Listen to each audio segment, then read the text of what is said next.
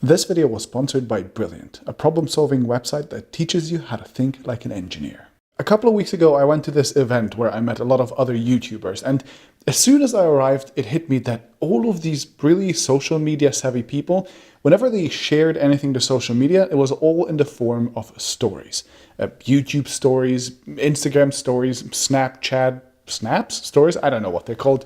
Anyway, stories were clearly the overwhelmingly preferred content format of choice for people who really know how to use social media. And on a rational level, I knew that stories were a huge deal. I mean, I've read the news articles saying how quickly they're growing compared to other social media formats. I've seen every conceivable platform try to adopt them, from social media to messaging, and then also really weird ones like Skype and LinkedIn and Medium for some reason. But seeing them being so overwhelmingly dominant in real life with real users still took me by surprise. So I decided to dedicate the 54th episode of the Story Behind series to figuring out what exactly makes stories so successful.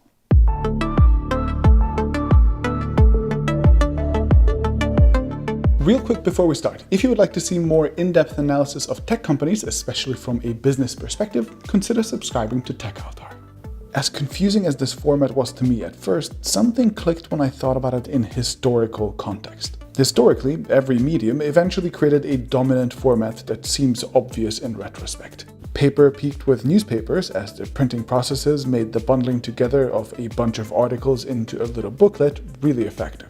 The early internet peaked with static websites, as hyperlinking made individual web pages that users could hop between in a browser very effective. The killer format of Web 2.0, the interactive web, was the newsfeed, as the billions of user-generated posts and photos neatly fell into place in an infinitely scrollable wall of content. And so it is natural that smartphones as a medium would also sooner or later develop a truly native format as well, which is what stories seem to be.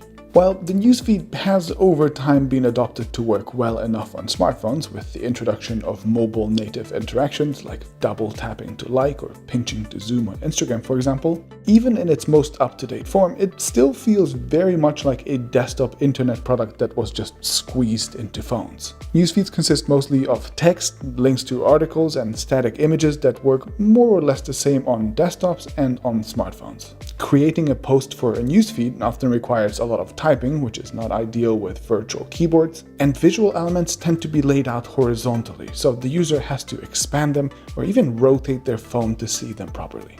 These, in my opinion, are all artifacts of a format that wasn't originally conceptualized for smartphones, but rather adopted to them afterwards. Which makes sense because Facebook came up with the newsfeed about a year before the iPhone came to the market and about 2 years before Android was announced.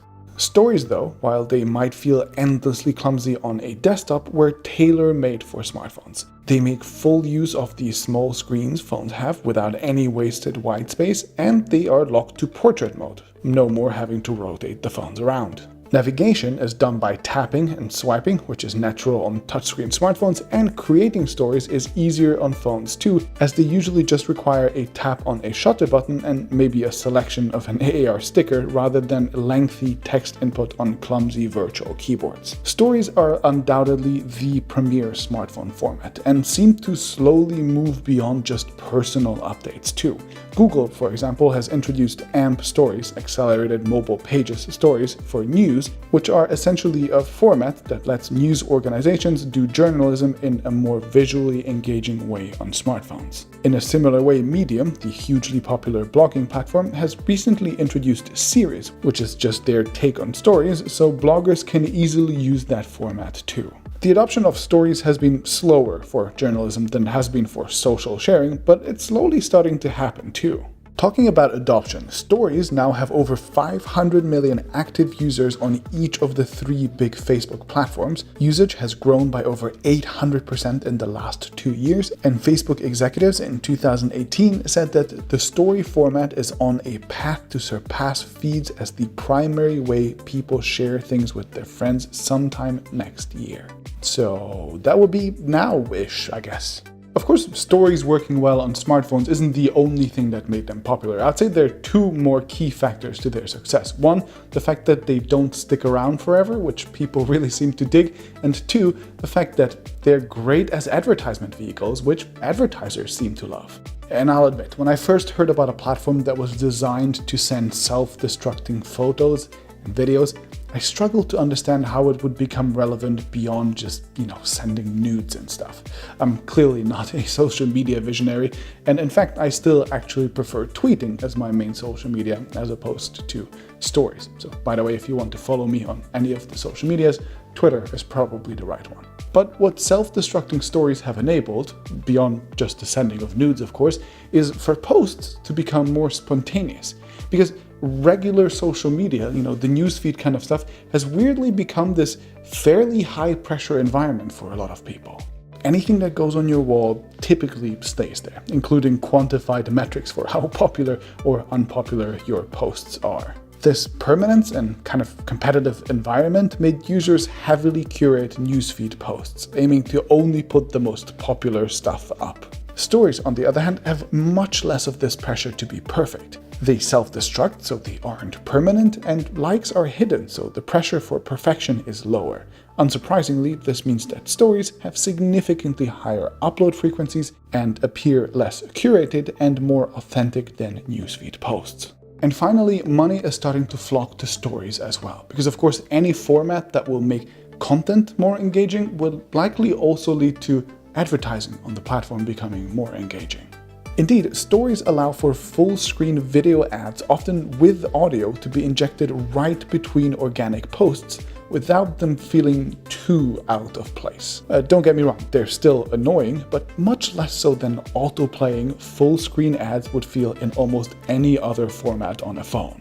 It is not a surprise then that the advertisers are increasingly throwing more and more money at stories, with over 25% of total advertisement spending on Instagram, for example, already going to this format. And seeing this massive growth in usage as well as ever more engaged audiences and advertisers, I'd be surprised if stories didn't eventually become the primary revenue driver for Facebook. Now, while stories might be great for the bottom line of companies, I think for you, the user, they're just an even more engaging way to waste your time, your brain cells, and to consume even more advertisements. So if you find yourself with 5 minutes to spare and you have your phone with you, why not try the Brilliant app instead? It lets you learn real science and engineering on the go. With just 5 minutes a day, you can do Brilliant's daily challenges and learn a new scientific concept every day, like how astronomers find planets using starlight, for example. If you prefer more in-depth learning, you can complete one of their fully interactive courses, like this one on computer memory, for example, that give you the proper framework and context to fully understand the subject and use quizzes to drive your learnings home at the end. Go to brilliant.org/techaltar and sign up for free, or get 20% off an annual premium subscription with the same link.